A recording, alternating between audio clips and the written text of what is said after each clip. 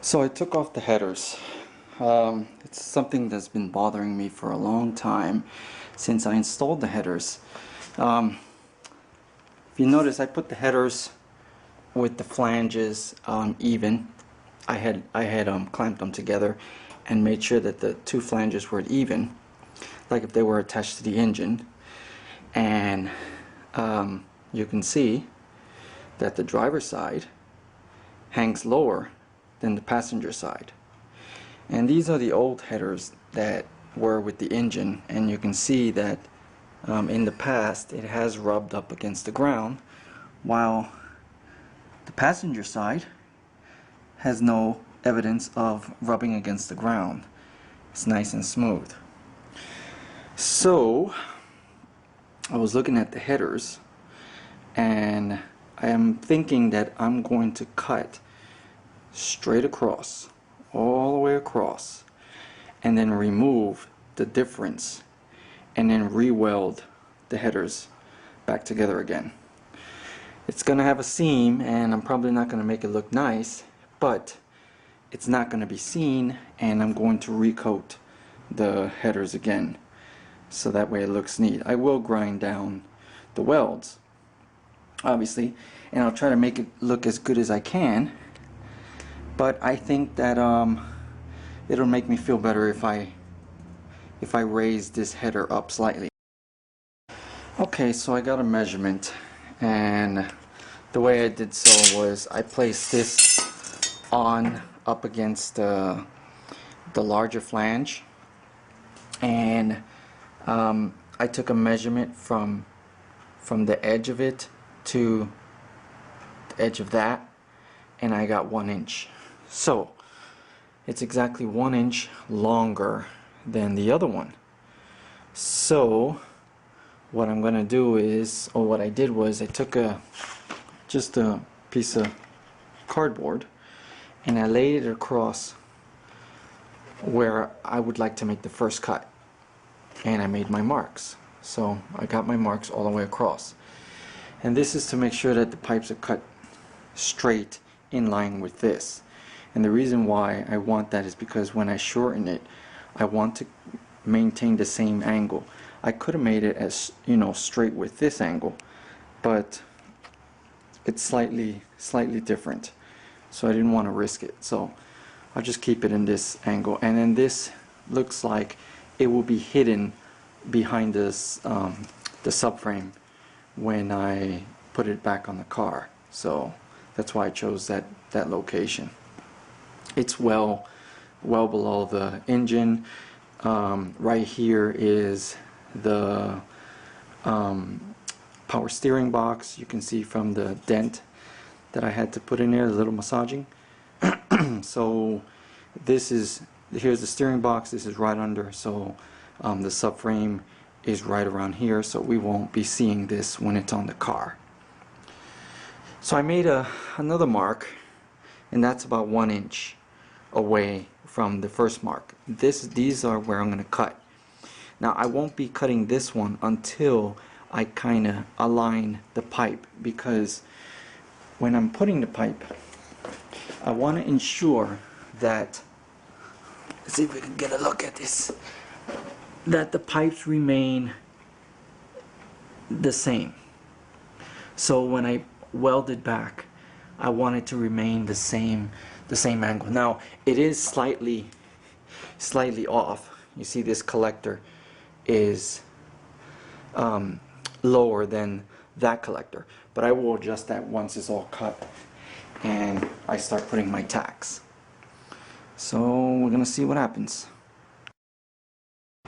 Okay, there's no turning back now, and I cut it using my 4.5 inch angle grinder, and of course I was using a face shield. I had to polish it because you could see when I was sandblasting the car, I had, you know, all the sand was bouncing off of the parts and hitting against the plastic.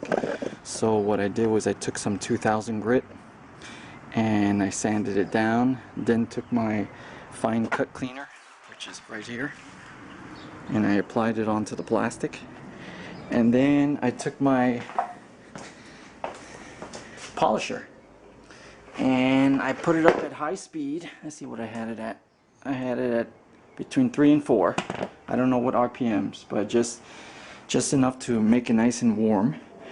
And polished it up. Got it to be clear again. So, you know, if your shield gets all scratched up and anything, no worries. Just sand it down. Give it a good polish with car polish, and you're good to go. It's good to be used again.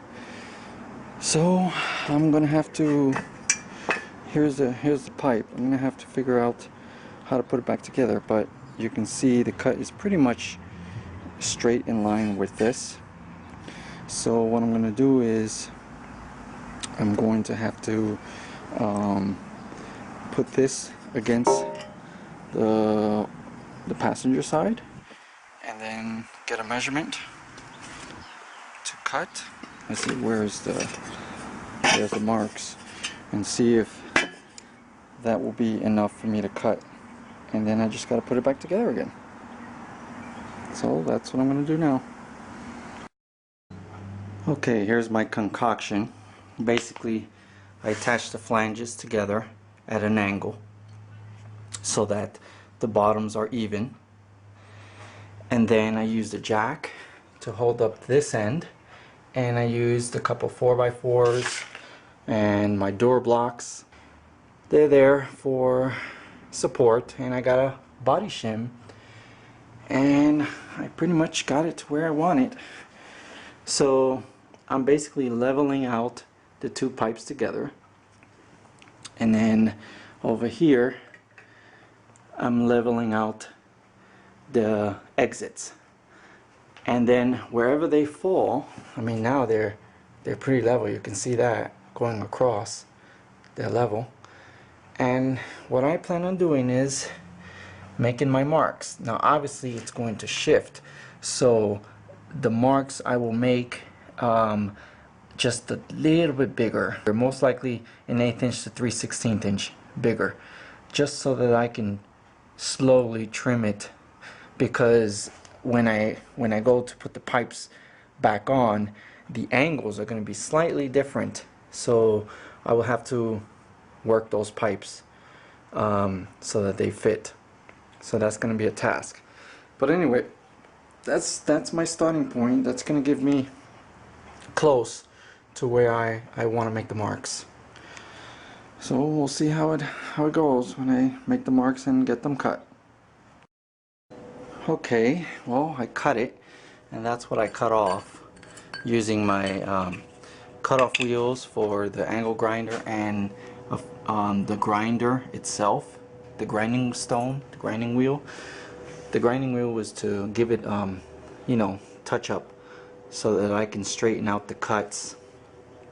And of course, the cutting wheel was used to cut, and I did it in steps. But I got it. There's how it is even, and then you can see the pipe is pretty in line the way it's supposed to be. And the other side, that side is even. So basically I have it, and now I have to do some welding, and I have to straighten out the pipes. You can see they're slightly off, so I'll do some straightening while I'm welding. I'll probably try with the propane to bend them a little bit, and then I'll see if I can get them welded nice and straight.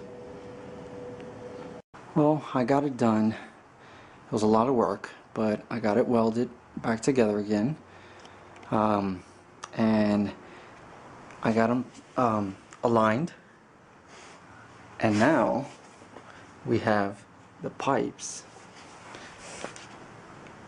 aligned. You can see now it's much straighter, and then these over here, the outlets, are nice and even, and you can see the flanges are nice and even.